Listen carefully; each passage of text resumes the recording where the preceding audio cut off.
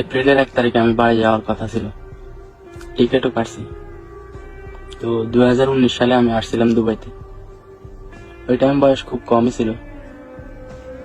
তো এর মধ্যে অনেকবার দেশে যাইতাম চাইছি, কিন্তু পারি নাই বিভিন্ন রকম সমস্যার কারণে। তো এখন যখন টিকিট কাটি ফেলাইছি, এখন তো যাওয়াই লাগবো। তো বাড়িতেও বলছি। তো কিছু কথা অনেক খারাপ লাগছে। আজকে 5 বছর 5.5 বছর প্রবাসে। হঠাৎ আব্বার সাথে কথা হয়েছিল। তা আব্বা বলছে যে আমি কিছুই করি নাই, ফ্যামিলির জন্য আমি যে টাকা দিছি এই টাকা দিয়ে চলে না। এর মধ্যে বোনরে বিয়ে দিছে, আমি বাইরে আনছি। তো এরপর আমি কিছু করি নাই, ঘর বাড়ি সব ঠিক করছে, এরপরেও আমি বলে যে কিছু করি নাই।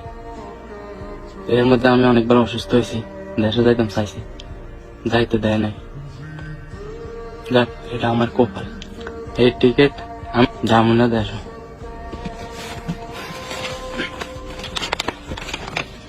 এই টিকিট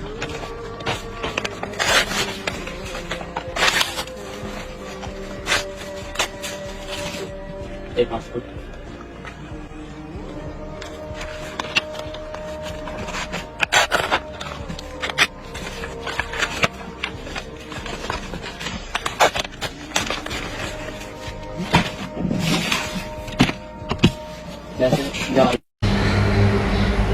আসসালামু আলাইকুম।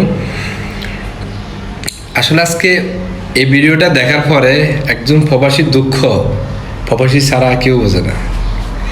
এই ভিডিওটা দেখার পর আমার থেকে অনেক কষ্ট লাগছে। একটা ছেলে তার ফ্যামিলির জন্য বা অনেক বছর প্রবাসে আছে, হঠাৎ করে তার মন চাইছে দেশে আসার জন্য, কিন্তু যখন দেশে আসার জন্য বা ফ্যামিলিতে বলে, তখন যদি ফ্যামিলির লোক যদি আশ্বাস না দিয়ে যদি বলে কি জন্য আসবি, তখন কিন্তু আসলে অনেক কষ্ট লাগে। এই দূরপ্রবাসে ফ্যামিলি ছেড়ে, আত্মীয় স্বজন ছেড়ে দূরপ্রবাসে একা কষ্ট যাই ভাবে আসক ফ্যামিলির সুখের জন্য। কিন্তু এই ফ্যামিলি সুখের জন্য 5 বছর 6 বছর 10 বছর কেউ অনেকে এইভাবে কাটাই দিল। কিন্তু হঠাৎ করে যদি সে বাড়িতে আসতে বলে, কিন্তু ফ্যামিলি কেউ রাজি হয় না আসার জন্য। তার একটা শখ জাগলো, কিন্তু তার আশা তার হয় না। কি জন্য হয় না? বাড়িতে যদি বলে, হয়তো যদি বড় ছেলে হয় তাহলে ফ্যামিলির ছোট ভাই আছে, বোন আছে, এদেরকে একটা সেটেল করার জন্য কেউ 5 বছর 6 বছর 7 বছর বা এই দূর প্রবাসে কেটে দেয়। এখন যদি ফ্যামিলির সবার জন্য একটা লোক দিন রাত পরিশ্রম করে খাটতেছে, এখন যদি তার ফ্যামিলি যদি তাকে বলে কি করছো আমার জন্য, আসলে এই কথা শোনার পরে বেশি কষ্ট। এই কষ্ট অনেকে আছে নিতে পারে না, এই কষ্টটা। কিরে, আমি ফ্যামিলির জন্য অনেক কিছু করেছি, ভাই বোন, ভাইকে মানুষ করেছি বা পড়ালেখা করাইতেছি, তারপরে বোনকে বিয়ে দিয়েছি, এই ধরনের একটা থাকে। কিন্তু যখন একটা প্রবাসী যখন দেশে আসতে চায়, তখন আপনারা তাকে আশ্বাস না দিয়ে বলেন কি করছো আমাদের জন্য, তখন কিন্তু আসলে এই কষ্টটা অনেকে নিতে পারে না, কেউ আত্মহত্যা করে। এই দেখেন, আমি একটা ভিডিও যখন দিয়েছি, ওই ভিডিওটা দেখেন, ওই ছেলেটা বাড়িতে আসার জন্য সবাইকে বলেছে, কেউ রাজি ছিল না। তখন ক্ষিপ্ত হয়ে সে পাসপোর্ট টিকিট সব ছিঁড়ে ফেলেছে।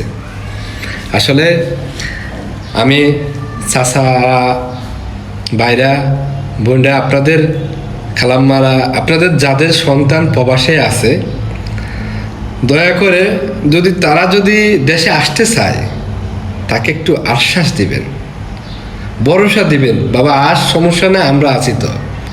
এই ধরনের যদি আশ্বাসটা পায়, তার কলিজাটা অনেক বড় হয়ে যায়। ঠিক আছে? একটা ফ্যামিলির জন্য একটা ছেলে দূর প্রবাসে কতটা কষ্ট করে থাকছে, কিন্তু যে থাকছে সে বুঝছে। আসলে প্রবাসীর কষ্ট প্রবাসী ছাড়া অন্য কেউ বুঝে না, এটাই বাস্তব। ভিডিওটা যদি ভালো লাগে অবশ্যই সবাই শেয়ার করবেন।